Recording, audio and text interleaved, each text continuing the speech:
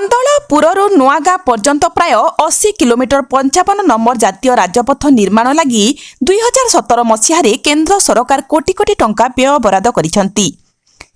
ARSS ନାମକ ଏକ ସଂସ୍ଥାକୁ 55 ନମ୍ବର ଜାତୀୟ ରାଜପଥ ନିର୍ମାଣ ଦାୟିତ୍ୱ ହସ୍ତାନ୍ତର କରାଯାଇଛି। ହେଲେ ଏଆର୍ଏସ୍ଏସ୍ କମ୍ପାନୀ କର୍ତ୍ତୃପକ୍ଷ 55 ନମ୍ବର ଜାତୀୟ ରାଜପଥ ନିର୍ମାଣରେ ବ୍ୟାପକ ତ୍ରୁଟି ଏବଂ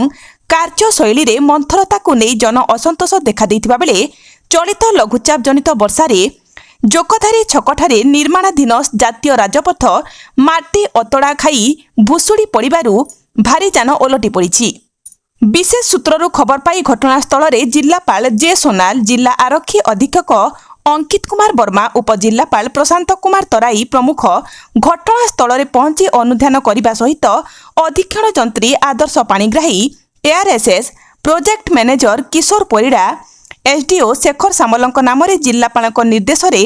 ଉପଜିଲ୍ଲାପାଳ ଜଗତସିଂହପୁର ଥାନାରେ ଏତଲା ଦେଇଛନ୍ତି।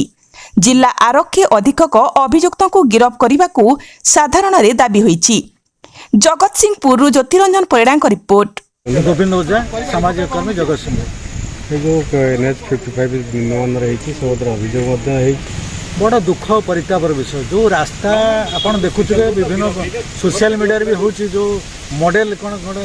इनोवेटिव मॉडल कर तो कौट गाड़ी बसी जाऊँगी कौट कौन होती आमर NH 55 ओडिशा रे से अवस्था सृष्टि होती जोटा कि जगतसिंहपुर जिला बहुत शिक्षित जिला बोली आम कहे कि कथा हूँ बर्तमान देखो काली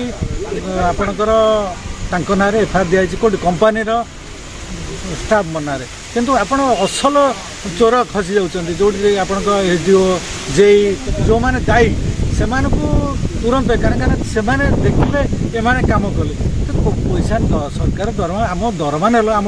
काम कर कौट घरे निज घर काम आम काम करन आम NH 55 काम गुड़ाक ठीक से देखुन तुम पैतृक संपत्ति तुम थोल दरमा नौ ये आम दरमा नौ काम कला बेलू आउ कार कर ये बड़ दुख परिताप विषय तुरंत प्रशासन ना एफआईआर दि जाऊ और जो मान ना एफआईआर दिखाई तुरंत गिरफ्त करने आम अनुरोध कर। शंकर दास सभापति दलित विकास परिषद ओडिशा। कार्य पूर्णांग है